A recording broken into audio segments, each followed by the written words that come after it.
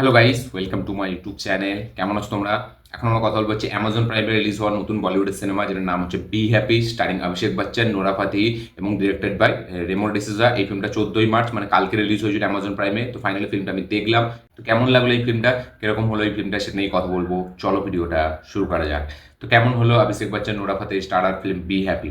এক লাইনে যদি আমি বলি, এই ফিল্মটা আমার কাছে একটা ভালো ডিসেন্ট একটা ওয়ান টাইম ওয়াচ ফিল্ম আমি বলবো। ফিল্মটার মধ্যে যথেষ্ট পোটেন্সিয়াল ছিল হেভি একটা ফিল্ম হয়ে দাঁড়ানোর, বাট সেটা হতে পারেনি কোথাও গিয়ে। আমার মনে হয় সেটার জন্য এই যে এখানে লিড অ্যাক্টর অভিষেক বচ্চন, সে হয়তো মানে ক্যাপেবল হয়নি এটার জন্য। কারণ এই ফিল্মটা কিন্তু খুবই একটা স্ট্রং পারফরমেন্সের ফিল্ম ছিল, মানে স্কোপ ছিল দারুণ একটা পারফরমেন্স দেওয়ার। বাট অভিষেক বচ্চন যদিও সে ভালো পারফরমেন্স দিয়েছে, বাট ভালো পারফরমেন্স দেওয়া সত্ত্বেও সেই লেভেলটা ম্যাচ করতে পারেনি যে লেভেলটা দরকার ছিল এখানে। এবং আমার মনে হয় এই ফিল্মে অন্য কোনো অ্যাক্টারকে নেওয়া আরও আমার মনে হয় উচিত ছিল।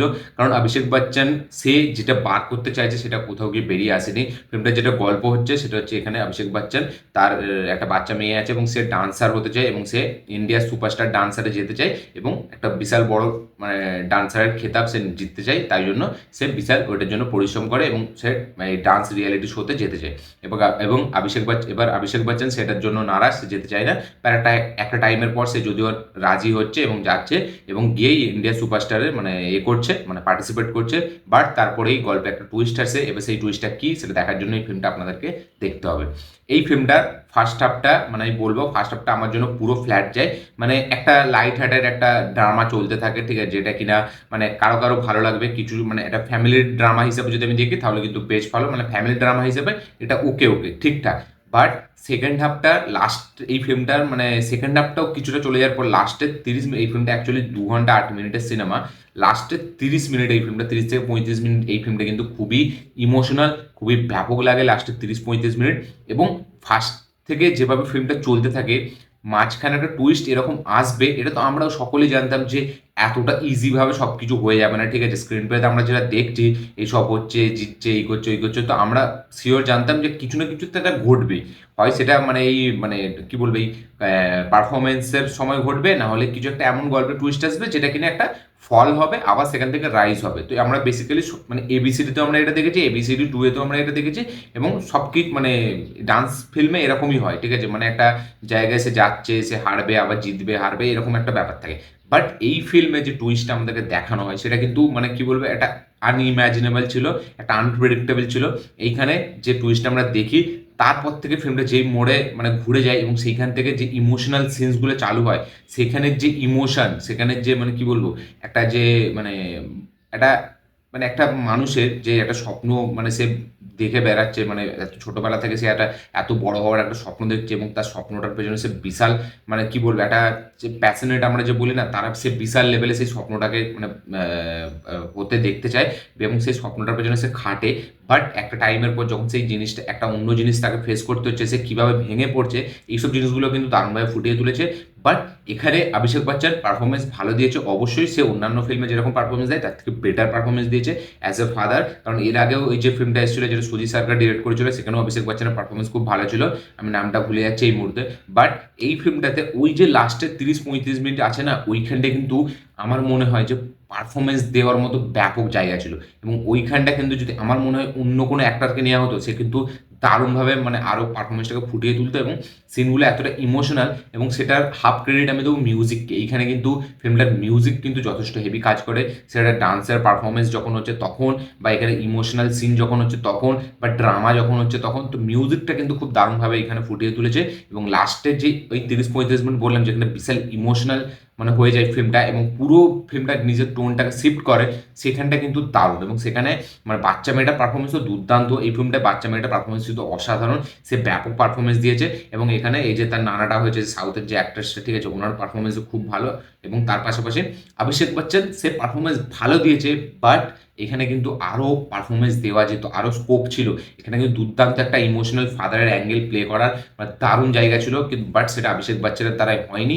অভিষেক বচ্চন অবশ্যই সে কিছু কিছু জায়গায় ব্যাপক কাজ করেছে, যেমন এখানে একটা ডান্সের সিকোয়েন্স আছে সেখানে সে ভালো করেছে, বিশেষ করে ওই মা দুর্গাকে নিয়ে যে একটা ডান্সের একটা মানে কোরিওগ্রাফি ডিজাইন ডিজাইন করা হবে পারফরমেন্সের জন্য, সেটা বেশ ভালো। বা তার মেয়ের সাথে যেটা তার পারফরমেন্স, ওই যেখানে মেয়েটা হসপিটালে শুয়ে থাকবে তার সাথে যে কথা গোপন হবে, ঠিক আছে, ওইগুলো আমি বলবো ওখানে পারফরমেন্স আরও হেভি স্ট্রং দেওয়া যেত, বাট সে দিতে পারে না, তাও ঠিকঠাক। বাট লাস্ট ক্লাইম্যাক্সের একদম ক্লাইম্যাক্স পোর্শনে যেভাবে ফিল্মটা শেষ হলো, আমি আরও একটু অন্যভাবে মানে চেয়েছিলাম, ঠিক আছে, যাতে ফিল্মটা আমাকে আরও হিট করতে পারতো। ফিল্মটা যেভাবে শেষ হলো, শেষটা অবশ্যই ভালো, মুখে হাসি দিয়ে খুব স্যাটিসফাইড, বাট আমার মনে হয় যে আরও অন্যভাবে প্রেজেন্ট করা যেত এই ক্লাইম্যাক্সটাকে, এবং সেটা কিন্তু আরও হয়তো ফিল্মটাকে একটা হেভি মোড়ে নিয়ে যেত। বাট মেকার ডিরেক্টর এরকমই মানে ভাবে প্রেজেন্ট করার চেষ্টা করেছে, বাট যেহেতু সেটা বাচ্চা মেয়ে, সে অন্য কিছু দেখাতেও পারবে না, ঠিক আছে, এবং বেশি অন্য কিছু দেখালে আবার মানে অডিয়েন্সের ভালো লাগবে না, তাই জন্য সে ব্যালেন্স ওয়েতে ক্লাইম্যাক্সটাকে শেষ করেছে। বাট আমি বলবো যে লাস্টের 30-35 মিনিট ছিল না, ওখানে কিন্তু ব্যাপক কিছু ইমোশনাল সিনস মানে ডিজাইন করা যেত, যদিও করেছে, বাট সেই লেভেলে করতে পারেনি যে লেভেলে দরকার ছিল। মানে একটা হুট করে একটা গান দিয়ে দিল মানে তাকে খুশি করার জন্য, ঠিক আছে, বাট যেটুকু পোর্শন তার ফ্যামিলির সাথে তাকে দেখানো হচ্ছে, সেইখানে কিন্তু খুবই স্ট্রং পারফরমেন্স দেওয়া দরকার ছিল অভিষেক বচ্চন, এবং সেখানে কিছু ইমোশনাল সিনস ব্যাপকভাবে লেখা দরকার ছিল, যদি এখানে আছে, বাট সেই লেভেলে হিট করে না।